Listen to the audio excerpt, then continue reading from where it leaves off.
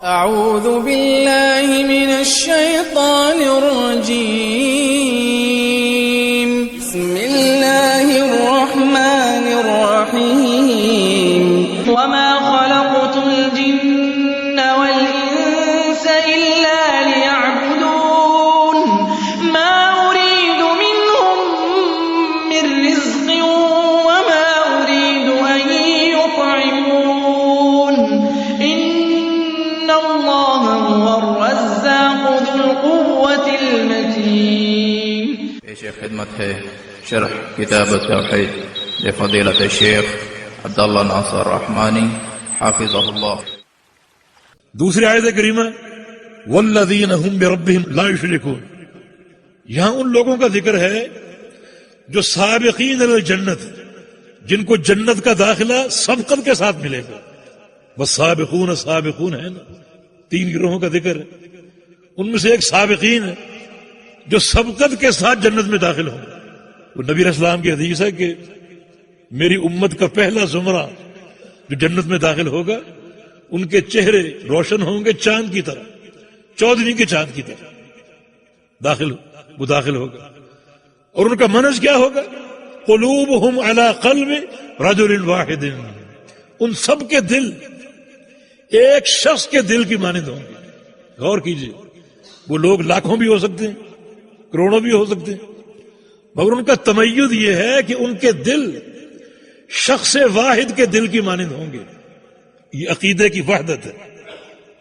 مبارک ہو آپ کو کہ آپ کا عقیدہ ایک ہی ہے، مشرق میں ہو، مغرب میں ہو، شمال میں ہو، جنوب میں ہو، ایک ہی عقیدے پر قائم ہے۔ اور جو دوسرے اہل الرائے اور مختلف طبقات ہیں ان کے عقیدوں میں بڑا اختلاف ہے۔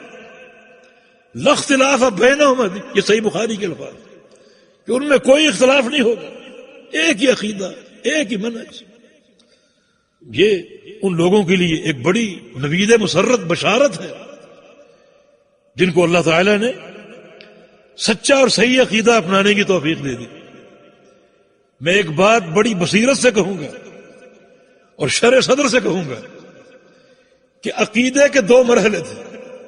ایک مرحلہ سید عثمان غنی رضی اللہ عنہ کی شہادت سے پہلے، نبی علیہ السلام کا دور، صحابہ کا دور، اس وقت عقیدے ہر قسم کی آمیزش سے پاک تھے۔ شہادت عثمان کے بعد بہت سی گمراہ تحریکیں جنم لی، گمراہ فرقے پیدا ہوئے، قدریہ ہیں، معتزلہ ہیں اور جبریہ ہیں، اور پھر روافض ہیں، خوارج ہیں، آگے چل کے جہمیہ، مشبہہ، پھر اشاعرہ، ماتریدیہ۔ ان تمام کے عقائد جو ہیں وہ علم کلام کی آمیزش سے بچ نہیں سکے تھے۔ سب میں علم کلام شامل ہو گیا اور داخل ہو گیا۔ علم کلام کیا ہے؟ مدرسہ عقل کو وحی پر مقدم کرنا، عقل کو وحی پر مقدم کرنا۔ اب ان سب کے عقیدے آپ اٹھا کر دیکھیں، سب میں عقلی امور کو ترجیح ہے اللہ کی وحی پر۔ اور شہادت عثمان سے قبل یہ فلسفہ اور یہ منطق اور یہ علم کلام قطعاً داخل نہیں ہوا تھا۔ عقیدے خالص تھے وحی الہی کے مطابق۔ جو عقیدہ آپ پڑھ رہے ہیں یہ عقیدہ شہادت عثمان غنی سے پہلے کا، اس میں کوئی آمیزش نہیں، علم کلام کی، فلسفے کی، وحی الہی کے مطابق ہے، کتاب و سنت کے مطابق ہے۔ اور یہ عقیدہ جو ہے، اس عقیدے کا تمیز یہ ہے کہ اس عقیدے کے حاملین میں قلبی طور پر کوئی اختلاف نہیں، اعتقادی مسائل میں کوئی اختلاف نہیں۔ تو اس پر محنت کیجیے، یہ اللہ کا نور ہے جو تقسیم ہو رہا ہے، اس پر محنت کیجیے، اس میں استحکام پیدا کیجیے۔ تو یہ جو سابقین الجنہ ہے، والذین هم بربهم لا یشرکون، وہ جنت میں سابقین کیوں ہوں گے؟ کیا ان کا وصف ہے؟ یہاں پر تین آیات ہیں۔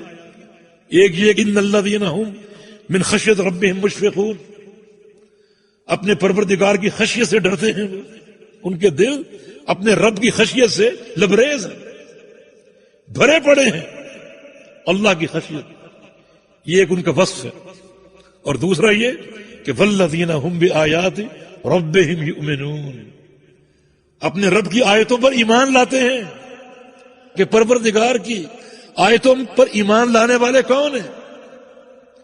فرمایا کہ الذین یتبعون الرسول النبی، صحیح معنی میں اللہ تعالیٰ کی آیتوں پر ایمان لانے والے وہ ہیں جو اللہ کے پیغمبر کی اتباع کرتے ہیں، جو فہم قرآن حاصل کرتے ہیں نبی علیہ السلام کی سنتوں اور نبی علیہ السلام کے فرامین سے۔ ایک ایسا مبارک علم، اللہ کی وحی کے علاوہ نام ہی نہیں، کتاب و سنت کے علاوہ نام ہی نہیں۔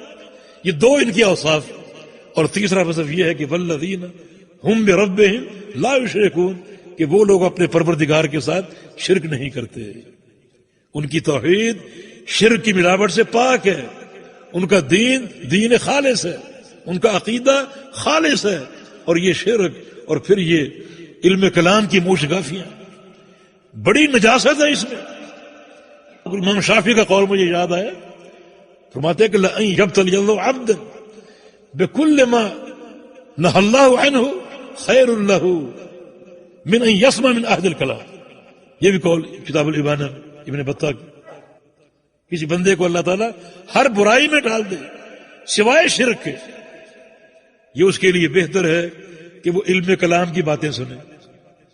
ساری برائیاں بہتر ہیں، قابل قبول ہیں، کہ وہ علم کلام کی باتیں سنے۔ تو اس سے کیا ہے، اپنے اندر عقیدے کی غیرت لائیے اور یہ توحید خالص اس پر قائم ہو جائیں، اور یہ نہیں کہ ہر ایرا غیرہ اس کی باتیں سنیں۔ ابھی یہ منہج ہمارے سامنے واضح ہوا کہ ایسے علماء جن کی معرفت عند العلماء ہو اور جن کی سند نبی علیہ السلام تک پہنچتی ہو، یہ سند ایک نور ہے، سند کی ایک برکت ہے، سینوں سے یہ نور منتقل ہوتا ہے سینوں تک، اور پھر یہ علماء اپنے مشائخ کی نگرانی میں کام کرتے ہیں، اور یوں علم نافع کا سلسلہ جاری اور قائم۔ تو ان اوصاف کی بنا پر یہ لوگ جنت کی طرف سابقین ہیں، جنت میں پہلے داخل کر دیے جائیں۔